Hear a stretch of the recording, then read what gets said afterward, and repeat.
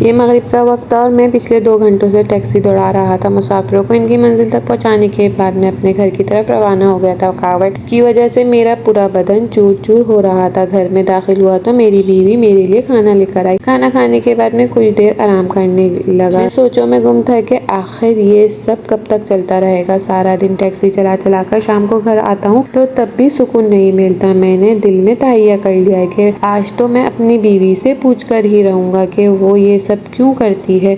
इसी गर्ज से जब मैं कमरे में दाखिल हुआ तो फिर मेरी बीवी कच्चे प्याज खाने में लगी हुई थी। ये इसका रोज का मामूल था। रोजाना रात को वो कच्चे प्याज खाती और मुझे प्याज की बू से कमरे में रहना दोभर हो जाता और इसी वजह से मैं दूसरे कमरे में सोने चला जाता। मुझे शदीद खौफ ने आ घेरा। मैं आगे बढ़ा और इसे बाजू से खींचकर इसे उठाया और कहा कि ये क्या ड्रामा लगाया हुआ है। रोजाना प्याजों का तो कुछ भी नहीं बोली। मैंने जब इसे डांटा था या इससे कुछ भी पूछता था तो वो आगे से सर झुका लेती, कभी भी कुछ नहीं बोलती थी और इसके इस रद्द अमल से मैं शदीद परेशान हो जाता। मैंने इसका बाजू छोड़ा और दूसरे कमरे में आकर बिस्तर पर लेट गया। माजी की भूल भुलैयों में खो गया। मेरा नाम जमील है और मैं एक टैक्सी ड्राइवर हूँ। मैं बहुत अच्छा कमाता हूँ। माँ बाप और बहन भाइयों के साथ खुशगुर्रम जिंदगी गुजार रहा था। रोजाना सुबह को ड्यूटी पर जाता और शाम को वापस आना, यही जिंदगी का मामूल था। मैंने कभी भी अजनबी मुसाफिरों से ज्यादा बातचीत नहीं की थी। एक दिन मेरी टैक्सी में एक खूबसूरत लड़की आकर बैठी। मैंने बैक शीशे से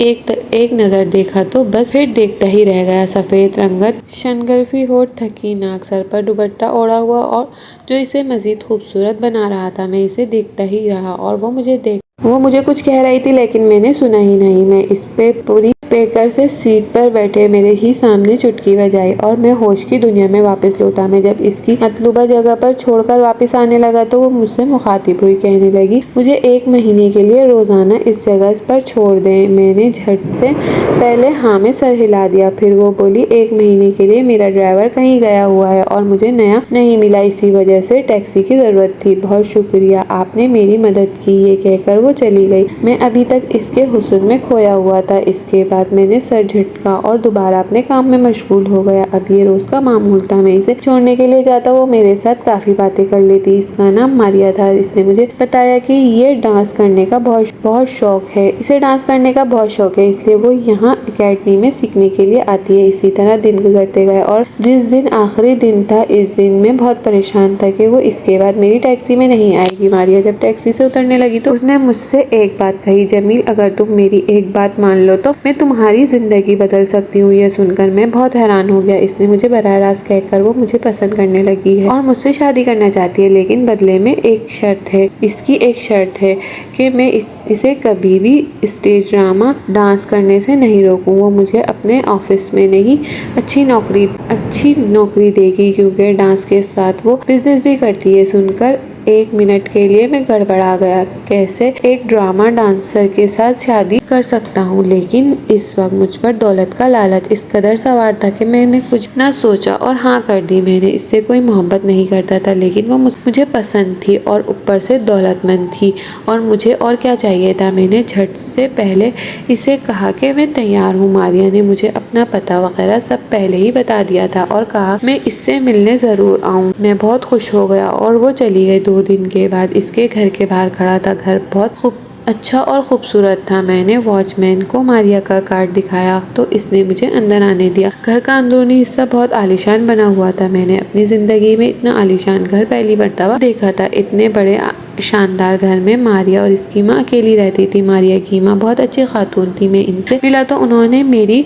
खूब आवभगत की। मारिया घर पे नहीं थी। मारिया की माँ मुझ पे वारी सदके जा रही थी और मैं दौलत की रेल देखकर खुश हो रहा था। मैंने मारिया की माँ को कहा कि मैं इसे पसंद करता हूँ और वो भी मुझे पसंद करती है। अब हम दोनों शादी करना चाहते हैं। तो मारिया की वालिदा ने कहा, मुझे कोई एतराज नहीं। मैंने अपने घर में मैं पहले ही किसी को भी नहीं बताया था कि मैं मारिया से शादी करने का ख्वाहिशमंद हूँ और ना ही ये बताया था कि मारिया एक्टर और स्टेज डांसर है। घर आकर मैंने अपने माँ बाप से शादी की बात की। मेरे माँ माँ बाप भी खुश हो गए। बात पक्की की गई। मेरे माँ को मारिया पसंद आई थी क्योंकि इन्हें रवायती बहू चाहिए थी, जबकि मारिया काफ़ी फैशनेबल थी। लेकिन मेरी खुशी की खातिर खामोश हो गई। शादी धूमधाम से हुई। मारिया रुखसत होकर मेरे घर आ गई। सब कुछ ठीक था। मैं मारिया के ऑफिस में काम करने लगा था। हम लोग बहुत खुशखुरम जिंदगी गुजार रहे थे। अब मुझे भी मारिया से मोहब्बत हो गई थी। शादी के 1 माह बाद मारिया ने मुझे एक फैसला सुनाया जिसे सुनकर मैं चौंक गया। मैंने इसके साथ बहुत बहस की, लेकिन वो मेरी कोई बात ना मानी। इसकी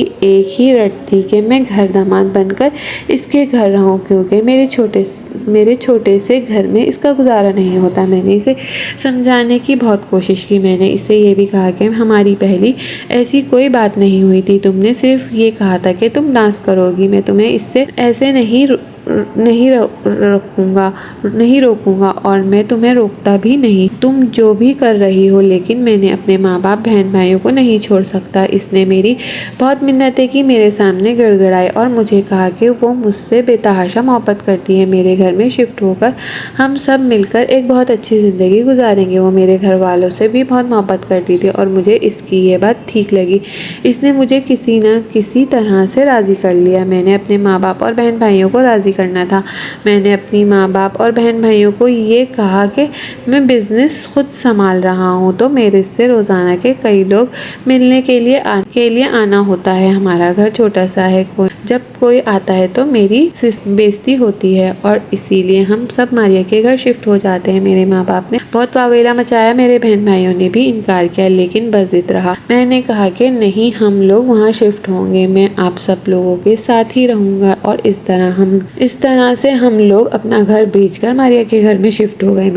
मेरे माँ बाप और मेरी बहन भाई इस शानदार जिंदगी को लेकर बहुत खुश थे। मारिया के घर में हर तरह की आसाइश मौजूद थी। किसी भी चीज़ की कोई कमी नहीं थी। नौकर चाकर हर चीज़ की रेल पेल थी। हमारी अजवाजी जिंदगी भी बहुत खूबसूरत गुजर रही थी। फिर किसी न किसी से मेरी फैमिली को पता चल गया कि मारिया एक स्टेज डांसर है। वो सब लोगों को मुझ पर बहुत गुस्सा हुए। मैंने इन्हें समझाने की बहुत कोशिश की थी कि मारिया को शौक है, वो किसी भी गलत रास्ते पर नहीं है, लेकिन मेरी बात किसी ने न मानी। मेरे घर वालों ने मुझे सुबह शाम ताने देते। मैं कुछ भी न कर पाता। यूं ही करते करते 1.5 साल का अरसा बीत गया। अल्लाह ने मुझे चांद सा बेटा अता किया। मैं बहुत खुश था बेटे की पैदाइश पर, लेकिन मेरी फैमिली में से कोई भी खुश नहीं था। इन्हें लगता था कि ये बच्चा मेरा नहीं। उन्होंने मारिया को बातें सुनाई तो मारिया से ये सब बर्दाश्त न हुआ और मारिया और मैं खुद बहस की। मैंने इसे समझाया कि घर वालों को सब पता चल रहा है कि तुम डांस करती हो, तो वो बहुत गुस्से में है, इसीलिए तुम खामोश हो जाओ। कुछ दिन बाद सब ठीक हो जाएगा। लेकिन ऐसा मुझे लगता था कि सब ठीक हो जाएगा, मगर कुछ भी ठीक नहीं हुआ। अब रोजाना मेरी माँ और बहन मारिया के साथ लड़ाई करती, इसे तरह तरह के ताने देती और मेरे बेटे को कभी भी इन्होंने प्यार और मोहब्बत की निगाह से ना देखा। एक दिन मारिया से मिलने कोई शख्स आया हुआ था जिसे मैं और मेरे घर वाले नहीं जानते थे। मेरी वालिदा को एक नया मौजू मिल गया था बात करने का। मैं जैसे ही ऑफिस से घर आया तो मेरी वालिदा ने मुझे कहा कि आज मारिया से मिलने कोई आदमी आया था, क्या इसने तुम्हें बताया? मैंने कहा नहीं। उन्होंने मुझे कहा कि मारिया का चक्कर चल रहा है और वो शख्स इसे मिलने आया था, तुम मारिया से पूछगछ करो। मैंने जब मारिया से पूछा तो वो भी मेरी इस बात को गोल कर गई। मेरे दिल में भी शक सा पैदा हो गया। इसके बाद 1-2 बार वो फिर मिलने आया, लेकिन मारिया ने मुझे फिर भी बताया तो मेरी वालिदा ने मेरे दिल में पलता शक और भी ज्यादा मजबूत कर दिया और फिर अचानक मारिया गायब हो गई।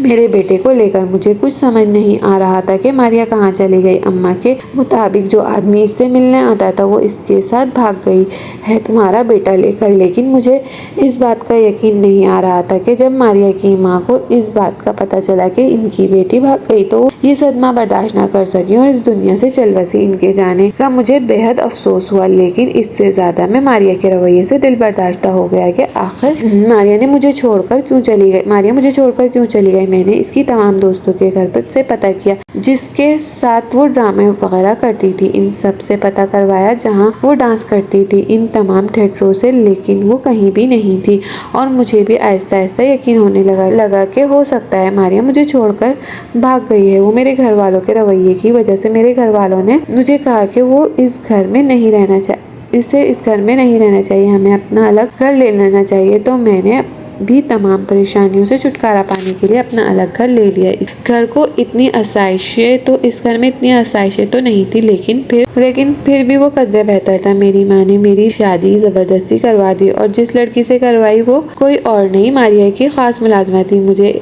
अच्छे से याद था कि मारिया और इसकी मुलाजमा की बहुत बनती थी, और वो हर वक्त अम्मी जी ही करती थी। लेकिन मारिया ने मुझे कभी कुछ ना कहा। मारिया तो खुश हो जाती कि चलो इस घर से मानूस है। मैं बहुत शोर मचाया, लेकिन मेरी माँ ने मुझे ये कहकर खामोश करवा दिया कि पहली शादी में मैंने अपनी पसंद की थी, अब वो इस घर में अपनी पसंद की बहू लाना चाहती है। मैं खामोश हो गया, क्योंकि मारिया ने बेवफाई ने मुझे भी बिल्कुल तोड़ दिया था। ऊपर से मुझे मेरे बेटे का गम अलग सताता था। न जाने किस हाल में होगा, कहाँ होगा। मेरी ये बीवी बहुत फर्माबरदार थी, और मेरा और मेरी माँ का बेइंतहा ख्याल रखती, और जो भी बात कहता वो चुपचाप तस्लीम करती। कभी भी मुझसे बहस ना करती। मेरा भाई मुझसे से अलग हो गया, वो अपना कारोबार कर रहा था। मैंने अपनी बहन की शादी कर दी थी। घर में अब सिर्फ मेरी बीवी और मेरी माँ होती थी। मैं अपने ऑफिस में बैठा काम कर रहा था कि अचानक एक आदमी आया, जिसे मैं पहले तो नहीं जानता था, लेकिन मुझे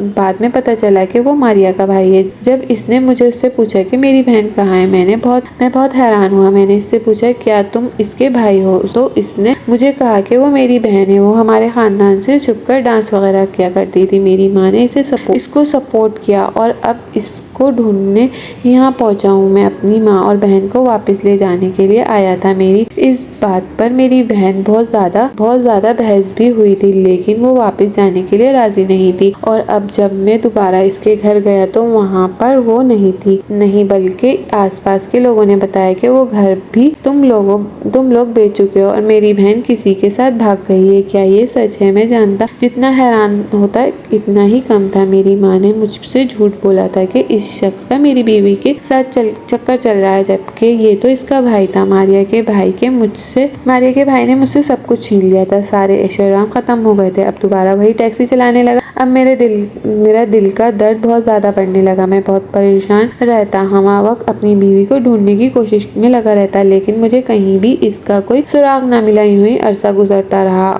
और इस बात को 2 साल बीत गए। मेरी बीवी और मेरी माँ बहुत ख्वाहिश थी कि बेटा पैदा हो, लेकिन किस्मत में नहीं लिखा। लेकिन अब मेरी दूसरी बीवी का ये रवैया मेरी समझ से बालातर होता जा रहा था। मैं जब भी घर आता तो वो रात के वक्त कच्चे प्याज खाना शुरू कर देती। मुझे तो प्याज से ही एलर्जी थी, जिसकी वजह से मुझे दूसरे कमरे में सोना पड़ता। और एक रात जब मैं इसके कमरे में गया तो मेरी रूह फना हो गई अपनी बीवी और माँ की बातें सुनकर, क्योंकि वो आपस में कह रही थी कि उन्होंने मारिया को ऐसी दवाइयाँ खिलाई हैं जिसकी वजह से इसका ज़हनी तवाज़ुन बिगड़ गया, और इस ज़हनी तवाज़ुन बिगड़ने की वजह से इन दोनों ने इसे पागल खाने में भेज दिया, और इसके बेटे समेत। और साथ ये बातें कर रही थी कि अब बस आमिल बाबा की बातों पर अमल करके 1 महीने तक मेरा शौहर दूसरे कमरे में सोए, और इसके बाद खुदा मुझे औलाद से नवाज देगा। और शौहर को दूर करने के लिए मेरी बीवी ने प्याज खाने वाला अमल शुरू कर दिया। बाबा की बातों में आकर इनकी ये बेतकी बातें सुनकर मुझे बहुत तेज आया, और मैं जैसे ही कमरे में आया तो वैसे ही वापस चला गया। मेरी बीवी और